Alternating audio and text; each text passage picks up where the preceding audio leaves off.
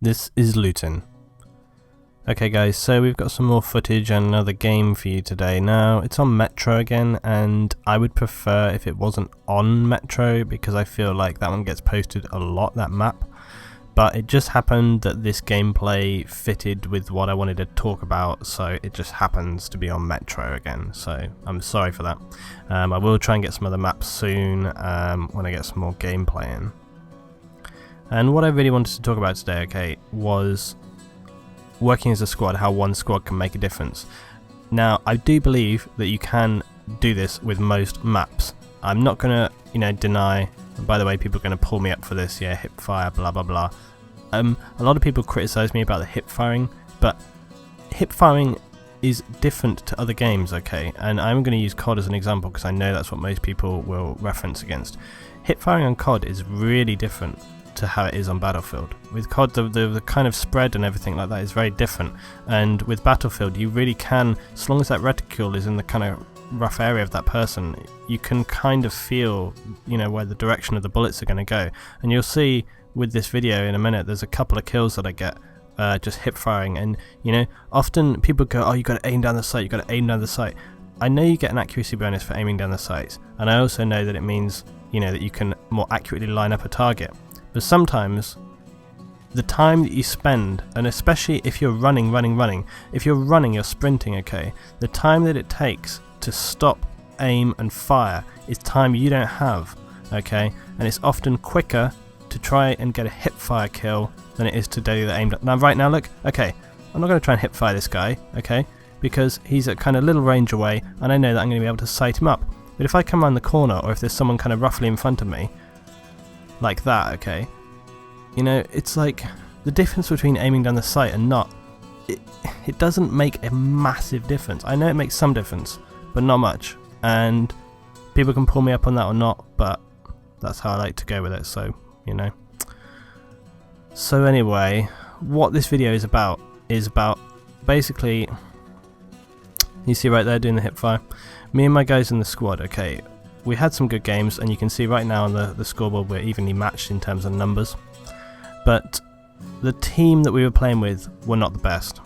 They didn't really have and you can see already from the scoreboard how that's showing up, and you look at the map as well. Now basically what's happened here at the start, and you can kind of watch this back, right here, watch this.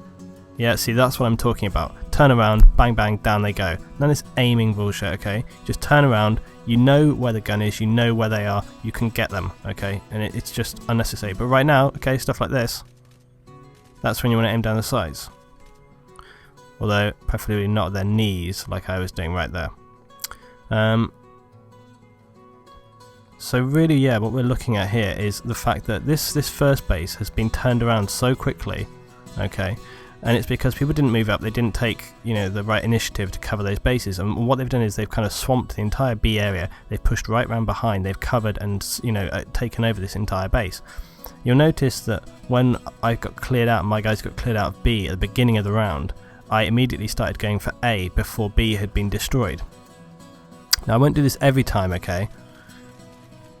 But what I was doing there was, I said, okay, you could tell how strong these guys were playing that first base. They really went hard on B. And I was like, if we go to B, we're just going to get killed. So what I wanted to do was move to A and try and secure it, because you can often secure A a little bit better. I often go for A first, and you see it getting the disarm here.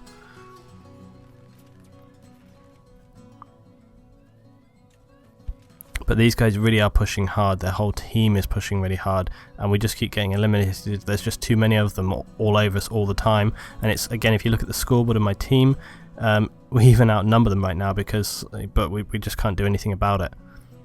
And many people will find themselves in this situation again and again. You'll find that, although your squad may be competent, you'll be with a whole team of people who don't really understand what they're doing, or maybe they don't want to play. I mean, if you're defending with a load of people who don't want to engage the enemy, you're going to have a hard time.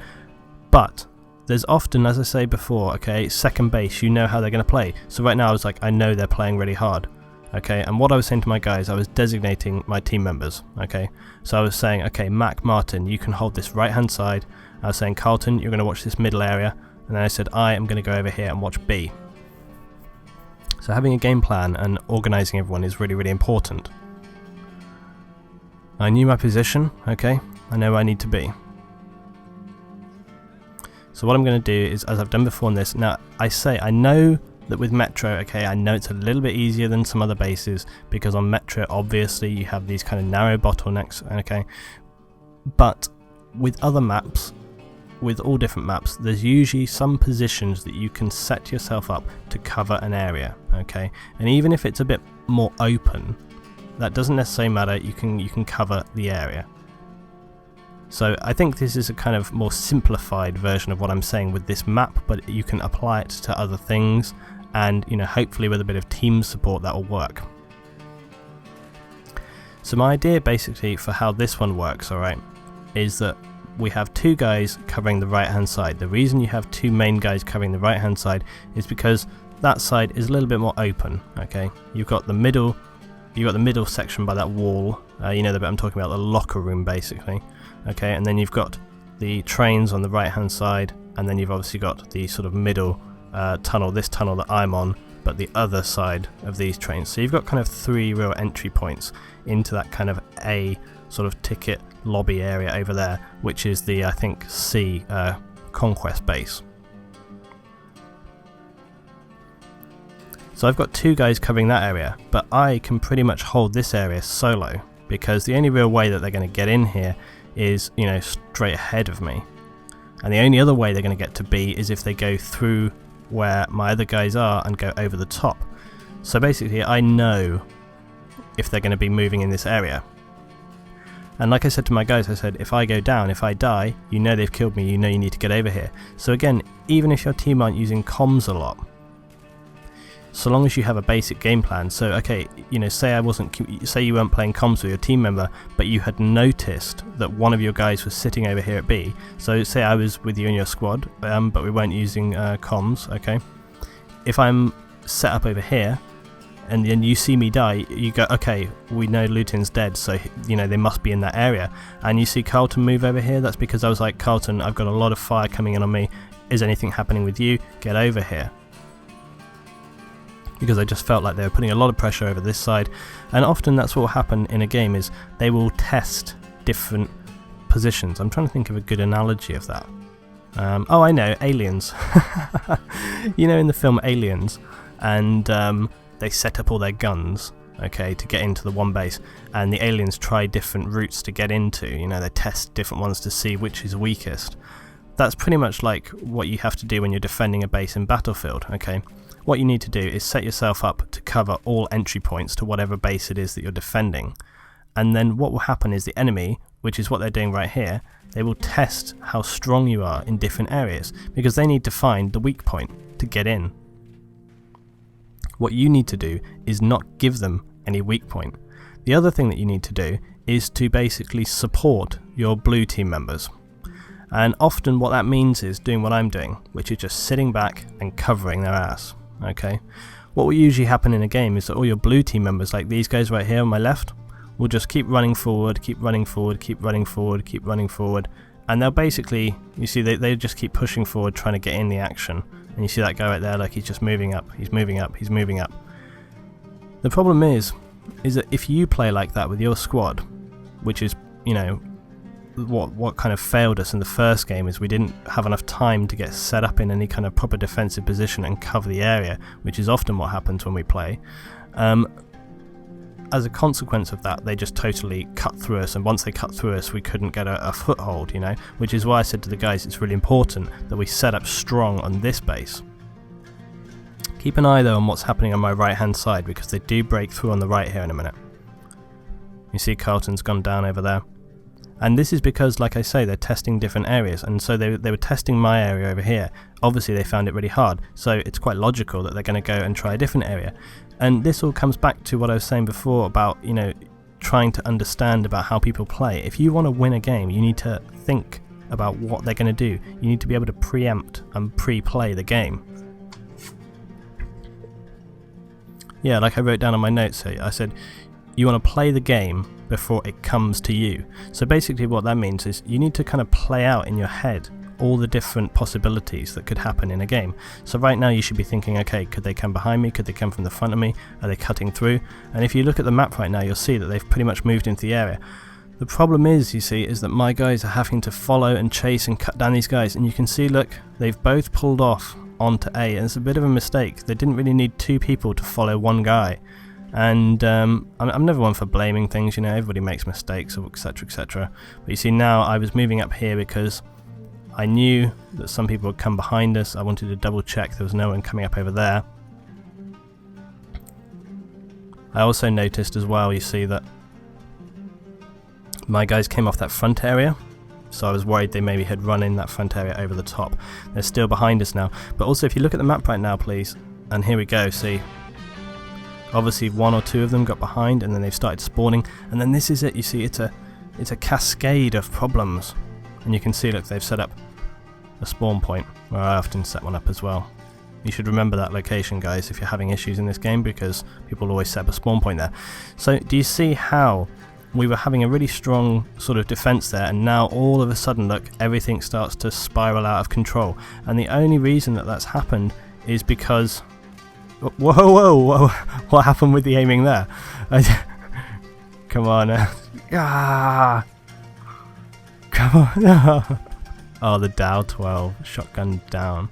The reason we lost that control was because both of my squad mates pulled off of that front line.